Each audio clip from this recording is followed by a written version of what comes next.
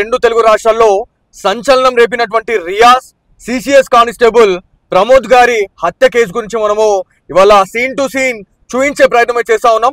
So Vinayak Nagar నుంచి ఎక్కడైతే Pramod CCS constable Pramod గారిని అతి దారుణంగా కత్తితో పొడిచి ఏదైతే హతమార్చిన తర్వాత రియాజ్ సారంగపూర్ నెహ్రూ నగర్ కి సంబంధించినటువంటి ఏరియాలో తలదార్చుకున్నాడు 2 రోజులు అని చెప్పేసి మనం మాట్లాడుతా ఉన్నాం. ఎక్కడికి వచ్చి అతను తలదార్చుకున్నాడు అనే దాని గురించి ఖచ్చితంగా మనం మాట్లాడుకుంటే మనం ఇప్పుడు అదే రూట్ కి మనం వెళ్తా ఉన్నాం. సో రియాజ్ ఇదే ఏరియాని ఎందుకు ప్రిఫర్ చేయాల్సి వచ్చింది, ఎందుకు ఇక్కడనే తలదార్చుకోవాల్సి వచ్చింది అని చెప్పేసి చాలా మందికి డౌట్ వస్తుంటుంది. సో ఎవరైతే ముస్లిం కమ్యూనిటీలో చాలా వరకు కూడా నిజామాబాద్ జిల్లాలో కొంత కమ్యూనల్ ఇష్యూస్ అనేది కూడా చాలా సార్లు జరిగినాయి. సో ఇక్కడ ఎవరైతే సిసిఎస్ కానిస్టేబుల్ ని అతి దారుణంగా పొడిచిన తర్వాత ఏదైతే ఛాతీలో పొడిచిన తర్వాత అతను అక్కడికక్కడే కుప్పకూలిపోయిన తర్వాత అతను పారిపోయి వచ్చేసి దాదాపు అక్షరాల 2 రోజుల పాటు ఇంత క్రౌడీగా ఉండే ప్లేస్ లో అతను ఇక్కడికే వచ్చి అతను తలదార్చుకున్నాడు ఎవరైతే రియాజ్ అని చెప్పేసి మనం మాట్లాడుతా ఉన్నాం. సో ఇదంతా కూడా లొకేషన్ మీరు చూడండి.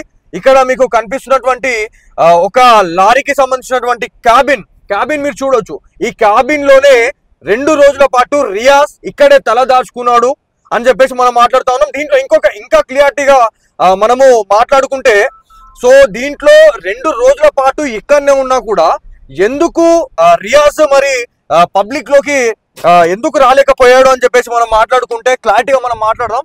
సో ఇక్కడ ఇంపీరియల్ హై స్కూల్ అని చెప్పేసి ఉన్నది. ఇక్కడ ఇంతగానం పబ్లిక్ ప్లేస్ లోనే అతను ఇక్కడికి రావడము, ఇక్కడికి వచ్చి తలదార్చుకోవడం అనేది నిజంగా ఇక్కడ చర్చనీయాంశంగా మనం మాట్లాడుకోవాలి. ఎందుకంటే ఇక్కడ స్కూల్ ఉంది దాంతో పాటు దట్టు ఇక్కడ దీవాలి ఫెస్టివల్ కాబట్టి స్కూల్ హాలిడే ఉండొచ్చు. యాక్చువల్లీ ఇది కూడా మైనార్టీ స్కూల్ గా మనం చెప్పుకుంటా ఉంటాం. దాంతో పాటు ఇక్కడ ఒక స్విమ్మింగ్ పూల్ కూడా ఉంది. అండ్ దాంతో పాటు ఇది మనం వచ్చినటువంటి రూట్ ఇది. సో ఈ రూట్ లోనే మనం రావడం జరిగింది. ఇదే రూట్ లో ఎవరైతే మన రియాజ్ అనే వ్యక్తి ఎవరైతే ఉన్నారో ఆ రియాజ్ అనే వ్యక్తి దీంట్లోనే 2 రోజుల పాటు ఇక్కడ తను ఇక్కడే ఉన్నాడు అని చెప్పేసి మనం మాట్లాడుతూ ఉన్నాం. సో దీంట్లో దాదాపు ఆయన 2 రోజులు దీంట్లోనే తలదార్చుకున్న తర్వాత ఇక్కడ ఇంకొక డౌట్ కూడా ఖచ్చితంగా వ్యూవర్స్కి వస్తుంటది. ఎందుకంటే 2 రోజుల పాటు రియాజ్ ఇక్కడ తలదార్చుకున్న టైంలో మరి అతనికి ఫుడ్ ఎవరు ఇచ్చారు, దాంతోపాటు వాటర్ ఎవరు ఇచ్చారు అనే దాని గురించి కూడా ఖచ్చితంగా పోలీస్ అధికారులు దీని గురించి మాట్లాడాల్సిన అవసరం ఉంది. ఖచ్చితంగా దీనిపైన ఇన్వెస్టిగేషన్ కూడా చేయాల్సిన అవసరం ఉంది అని చెప్పేసి ఖచ్చితంగా మన సిగ్నేచర్ స్టూడియో తరఫున మనం కోరుదాం. ఎందుకంటే ఎవరి సహాయం లేకుండా రియాజ్ ఇక్కడ వరకు రాలేడు అనేది ఖచ్చితంగా ముమ్మాటికి నిజం. దాంతోపాటు ఇతనికి షెల్టర్ అనేది ఇక్కడ ఈయన తీసుకున్నాడు.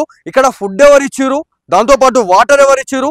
ఎందుకంటే మరి ఇక్కడ ఉన్నటువంటి ఏరియా ఏదైతే ఉందో ఇది మొత్తం ముస్లిం ఏరియా కాబట్టి ఇదంతా కూడా ఎవరు కూడా రారు, ఇక్కడ నేను సేఫ్గా ఉంటానని చెప్పేసి అనుకున్నాడో మరి ఏందో తెలియదు. కానీ ఇదంతా కూడా జరిగిందని చెప్పేసి మనం మాట్లాడుతూ ఉన్నాం. ఇగో దీంట్లోనే ఇదే క్యాబిన్లో మీరు ఒక్కసారి ఇటు రావచ్చు. ఇటు వస్తే ఇక్కడ ఈ క్యాబిన్ ఏదైతే ఉందో ఈ క్యాబిన్ లోనే ఇక్కడ ఇంజన్ పార్ట్ ఏదైతే ఉంటుందో ఈ ఇంజన్ పార్ట్ ఇక్కడనే ఉన్నాడు. ఇక్కడనే అతను 2 రోజుల పాటు ఇక్కడనే ఉన్నాడు అని చెప్పేసి మనం మాట్లాడుతా ఉన్నాం. ఇది ఖరాబ్ ఇది మొత్తం అంటే ఈ క్యాబిన్ ఏదైతే ఉందో ఇదంతా కూడా పూర్తిగా ఖరాబ్ అయిపోయిందని చెప్పేసి మనం మాట్లాడుకోవాలా. సో అతన్ని ఎక్కడ పట్టుకున్నారు, సో ఇక్కడ అంటే పోలీస్ అధికారులు ఎవరైతే పక్క మనకి డ్రోన్ సహాయంతో జల్లెడ పట్టడం జరిగింది 2 రోజులు. సో 2 రోజులు నిద్రపోలేరు నిజామాబాద్ జిల్లా పోలీసులు అని చెప్పేసి మనం మాట్లాడుకున్నాం. సో రియాజ్ ఇక్కడ నుంచి పారిపోయిన తర్వాత ఇక్కడ దీంట్లో నుంచి అతను పారిపోవడం జరిగింది. దీంట్లో నుంచి బయటకు వచ్చి ఎవరైతే రియాజ్ పారిపోయే ప్రయత్నంలో భాగంగా దాదాపు 15 మంది పోలీస్ అధికారులకైతే చిక్కడం జరిగింది రియాజ్ అని చెప్పేసి మనం మాట్లాడుతూ ఉన్నాం. దాదాపు ఈ నుంచి పరిగెత్తుకుంటూ అక్కడ మీరు చూడొచ్చు ఒక 50 మీటర్ వరకు కూడా రియాజ్ అయితే పారిపోవడానికి యత్నించిండు.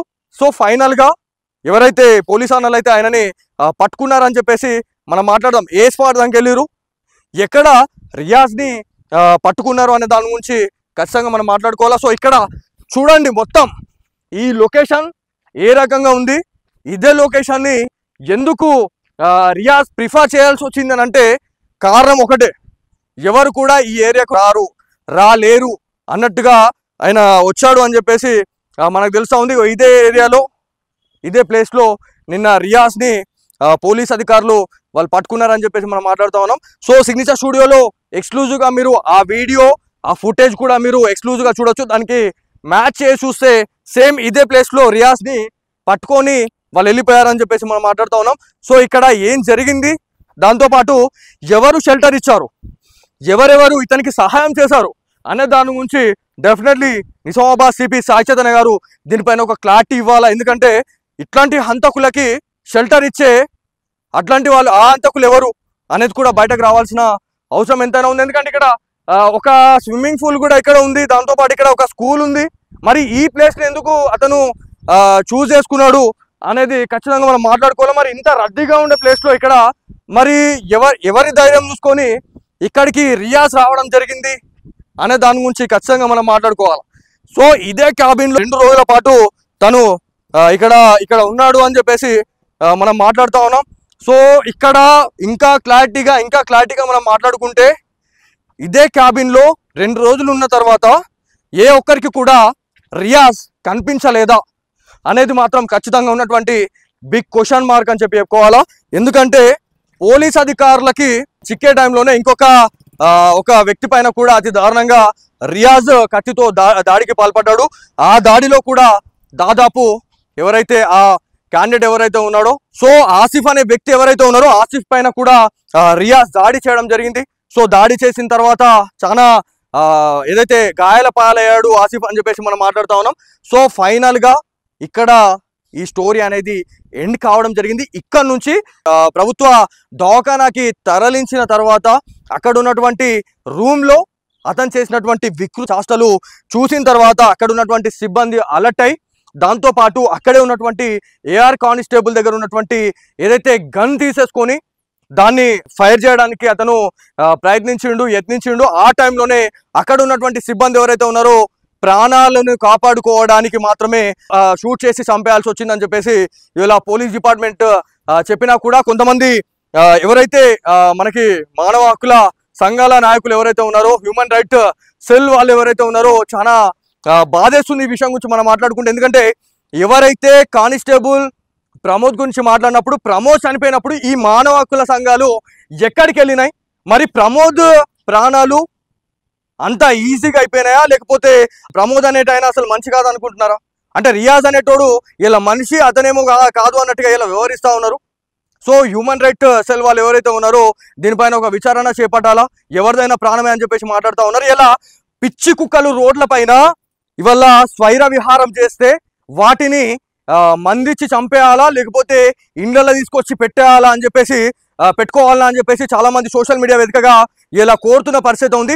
సో ఇదే పిచ్చి కుక్క రియాజ్ ఎవరైతే ఉన్నారో ఇతన్ని కూడా ఇలా జైల్లో ఇలా అతనికి పనిష్మెంట్ ఇచ్చి ఇలా మనం ఇది చేసుకోవాలా అని చెప్పేసి చాలా మంది చెప్తా ఉన్నారు. సో ప్రాణాలను కాపాడుకోవడానికి మాత్రమే ఎవరైతే అక్కడ ఉన్నటువంటి అధికారులు అతన్ని షూట్ చేసి చంపేశాము అని చెప్పేసి ఇంత క్లియర్గా చెప్పినా కూడా కొంతమంది ఇట్లాంటి విషయాల గురించి ఇట్లా మాట్లాడడం అనేది నిజంగా బాధాకరం అని చెప్పి చెప్పుకోవాలా. సో ఇది మొత్తానికి ఇక్కడి వరకు జరిగినటువంటి స్టోరీ. ఎందుకంటే ఎక్కడ స్టార్ట్ అయింది, ఎక్కడ ఎండ్ అయింది, ఎక్కడ నుంచి మళ్ళీ గవర్నమెంట్ హాస్పిటల్కి వెళ్ళారు అనే దాని గురించి మనం మాట్లాడుకుంటే, ఇక్కడ ఉన్నటువంటి కిల్లా బొడ్డెమ్మ చెరువు దగ్గర అతను ఆ చెరువులో పడిపోయిన తర్వాత కూడా ఎవరైతే ప్రమోద్ కావచ్చు, దాంతోపాటు అక్కడ భీమ్రావు, దాంతోపాటు రావు ఎస్ఐ గారు వాళ్ళు ఒక 3-4 కలిసి ఎవరైతే రియాజ్ని అక్కడ కాపాడడం జరిగింది. సో కాపాడిన తర్వాత కూడా దాదాపు ఆ నుంచి ఒక 5 కిలోమీటర్ల వరకు 4th town police station Vinayak నగర్లో ఉంది. సో ఈ వినాయక్ నగర్ వెళ్ళేలోపు కూడా దాదాపుగా ఎక్కడ కూడా సహకరించలేదు, బైక్ పైన కూడా చాలా ఇబ్బంది పెట్టిండు అని చెప్పేసి మనకు వచ్చినటువంటి ఇన్ఫర్మేషన్. సో ఫైనల్గా ఎక్కడ స్టార్ట్ అయింది, ఎక్కడ ముగింపు అయింది అనే దాని గురించి ఇంకా మాట్లాడుకుంటే, అక్కడ స్టార్ట్ చేసిండు ఎక్కడైతే ఇంకొక 200-300 మీటర్ల డిస్టెన్స్లో పోలీస్ స్టేషన్కి వెళ్తాము అని ఒక పక్కా నిర్ధారణకి తెలిసిన తర్వాతనే అతను మాయమాటలు చెప్పి అక్కడ నుంచి కత్తితో దాడి చేసిన తర్వాత అక్కడ నుంచి పారిపోయి ఇక్కడికి రావడం జరిగింది అనేది మాత్రం ఫుల్ క్లారిటీ అని చెప్పి చెప్పుకోవాలా. సో ఇక్కడికి వచ్చిన తర్వాత మరి 2 రోజుల పాటు మరి ఇక్కడనే ఉన్నాడా, ఎక్కడెక్కడ ఉండి ఎక్కడెక్కడ నుంచి ఇక్కడికి రావడం జరిగింది అనే దాని గురించి కూడా పోలీస్ అధికారులు సీసీ కెమెరా నిఘాని క్షుణ్ణంగా పరిశీలిస్తూ ఉన్నారు. ఎందుకంటే ఈ బుల్లెట్ వాహనాలు ఏవైతే ద్విచక్ర వాహనాల గురించి మనం మాట్లాడుతూ ఉన్నాం, సో ఇక్కడ దాదాపు ఎవరైతే సిపి సాయి చైతన్య గారు ఒక ప్రెస్ మీట్ పెట్టడం జరిగింది, ఈ దొంగల ముఠాను మేము పట్టుకున్నామని చెప్పేసి ప్రకటించిన ఒక 2 రోజులు ఒక రోజు వ్యవధిలోనే ఇట్లాంటి ఇన్సిడెంట్ జరగడం అనేది నిజంగా బాధాకరం అని చెప్పుకోవాలా. సో ఇక్కడ నుంచి ఇక్కడికి వచ్చిన తర్వాత 2 రోజుల పాటు ఇక్కడ ఇతను రియాజ్ అనే వ్యక్తి ఈయనే ఉన్నాడు.